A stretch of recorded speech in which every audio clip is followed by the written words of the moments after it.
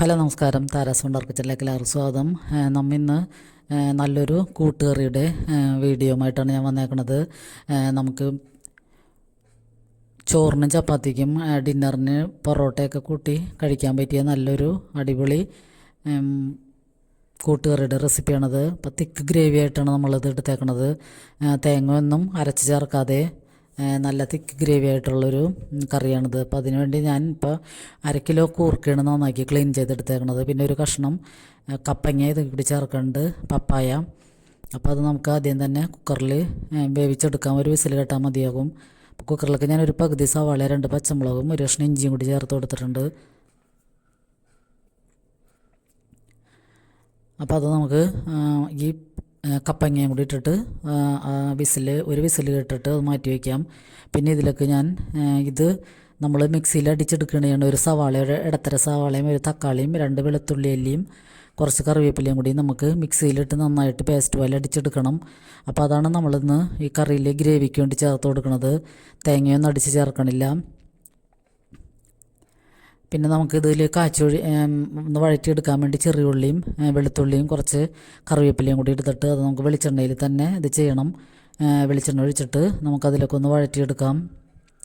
അപ്പോൾ നമ്മിത് തേങ്ങയൊന്നും അടിച്ച് ചേർക്കാതെ അല്ലെങ്കിൽ തേങ്ങ വറുത്ത് അരയ്ക്കാതെയൊക്കെയാണ് ഈ കറി വയ്ക്കുന്നത്.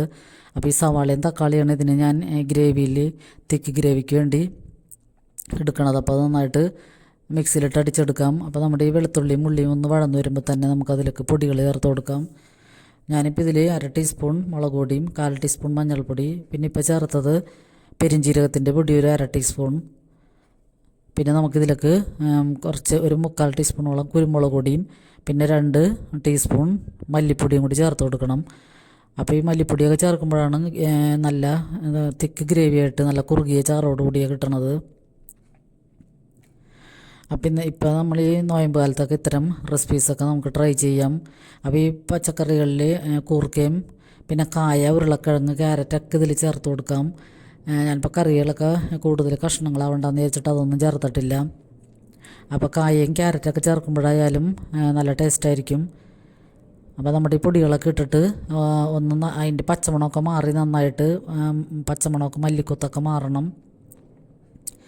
അതിനുശേഷം നമുക്ക് ഈ അരച്ച് വെച്ചിരിക്കുന്ന സവാളയും തക്കാളിയും അരച്ച് വെച്ചിരിക്കുന്നത് നമുക്കിതിലേക്ക് ചേർത്ത് കൊടുക്കാം. എന്നിട്ട് ഈ സവാളയും തക്കാളിയൊക്കെ നന്നായിട്ട് ചെറുതീയിലിട്ടിട്ട് നന്നായിട്ട് വഴറ്റിയെടുക്കണം. അതിൻ്റെയൊക്കെ പച്ചമണം മാറുന്നത് വരെ ചെറുതീയിലിട്ടിട്ട് നമുക്ക് 2-3 മിനിറ്റ് നേരം ഒന്ന് വഴറ്റിയെടുക്കാം. അതിനുശേഷം പിന്നെ നമുക്ക് മിക്സഡ് ജാറൊക്കെ കഴുകി വേണമെങ്കിൽ കുറച്ച് വെള്ളം കൂടി ചേർത്ത് കൊടുക്കാം. അപ്പോൾ ഇത് ഉച്ചക്ക് നമുക്ക് ലഞ്ചിന് കൂട്ടാൻ ഉള്ള ചാറ് കറിയായിട്ടാണ് ഞാനിത് വെക്കണത്. തിക്ക് ഗ്രേവി ആയിട്ടൊന്നും കുറുകിയ ചാറോടുകൂടിയൊരു കൂട്ടുകറിയാണിത്. അപ്പോൾ നമുക്കിത് ഇട്ടതിന് ശേഷം ഒരു 1/4 ടീസ്പൂൺ ഉപ്പും കൂടി ഇതിലേക്ക് ചേർത്ത് കൊടുക്കാം. നമ്മൾ കൂർക്കയൊക്കെ വേവിച്ചപ്പോൾ അതിന് പാകമുള്ള ഉപ്പ് ഇട്ടിട്ടുണ്ട്. പിന്നെ ഇത് ഗ്രേവിക്ക് ആവശ്യമുള്ള കുറച്ചും കൂടി ഉപ്പും കൂടി ചേർത്ത് കൊടുത്തിട്ട് നന്നായിട്ട് വഴറ്റിയെടുക്കാം. അപ്പോൾ നമുക്ക് തേങ്ങയൊന്നും അരച്ച് ചേർക്കാനോ അല്ലെങ്കിൽ തേങ്ങ വറുത്തരക്കാനോ ഒന്നും സമയമില്ലെങ്കിൽ നമുക്കിങ്ങനെ സവാള അടിച്ചൊഴിച്ചൊന്ന് വഴറ്റിയെടുത്തു കഴിഞ്ഞാൽ നല്ല തിക്ക് ഗ്രേവി ആയിട്ട് കിട്ടും. തേങ്ങയൊന്നും ഇല്ലാത്ത സമയത്തൊക്കെ വയ്ക്കാൻ പറ്റിയ നല്ല ഒരു റെസിപ്പിയാണത്. അപ്പോൾ എല്ലാവരും ഒന്ന് ഇങ്ങനത്തെ റെസിപ്പീസൊക്കെ ട്രൈ ചെയ്തിട്ട് ഫീഡ്ബാക്ക് അറിയിക്കണം. നിങ്ങൾക്കറിയാവുന്ന ഇത്തരം റെസിപ്പീസൊക്കെ കമൻറ്റിലൂടെ അറിയിക്കാനും മറക്കരുത്. അപ്പോൾ ഇപ്പോൾ പച്ചക്കറിയൊക്കെ കൂട്ടുന്ന സീസണിൽ ഇങ്ങനത്തെയൊക്കെ കറികളുടെ റെസിപ്പീസൊക്കെ കിട്ടുകയാണെങ്കിൽ ഞാനത് ട്രൈ ചെയ്ത് വീഡിയോയിലൂടെ കാണിക്കാം. പിന്നെ ഞാനിതിലേക്ക് പയർ ചേർത്ത് കൊടുക്കുന്നുണ്ട്. വൻപയർ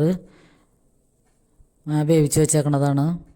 അപ്പോൾ ഈ വൻപയറൊക്കെ ചേർക്കുമ്പോഴും ഈ കറിക്ക് നല്ല അടിപൊളി ടേസ്റ്റായിരിക്കും. വൻപയർ ചേർത്തിട്ട് നമുക്ക് അത് ചൂടായി തിളച്ചതിന് വരെ വെയിറ്റ് ചെയ്യാം. അതിനുശേഷം നമ്മൾ ഈ കൂർക്ക വേവിച്ച് വെച്ചിരിക്കുന്നതും കൂടി ചേർത്ത് കൊടുത്തിട്ട് നന്നായിട്ട് മിക്സ് ചെയ്ത് കഴിഞ്ഞാൽ ഉപ്പൊക്കെ നോക്കിയിട്ട് പാകമെന്ന് നോക്കിയിട്ട് ആവശ്യത്തിന് ചേർത്ത് കൊടുക്കാം. അപ്പോൾ എനിക്ക് ഉപ്പൊക്കെ ചേർത്തപ്പോൾ പിന്നെ ചേർക്കേണ്ട ആവശ്യമില്ലായിരുന്നു. അപ്പോൾ നമ്മൾ ആ കൂർക്കയൊക്കെ വേവിച്ച വെള്ളത്തോടുകൂടി തന്നെ അങ്ങോട്ട് ഒഴിച്ചു കൊടുത്തിട്ട് ഒന്ന് നന്നായിട്ട് മിക്സ് ചെയ്യാം. അപ്പോൾ നല്ല അടിപൊളി കറിയാണിത്. എല്ലാവരും ഒരു പ്രാവശ്യമെങ്കിലും ട്രൈ ചെയ്ത് നോക്കുക. പയറുണ്ടെങ്കിൽ ചേർക്കുകയാണെങ്കിലും കൂടുതൽ ടേസ്റ്റ് ഉണ്ടാകും.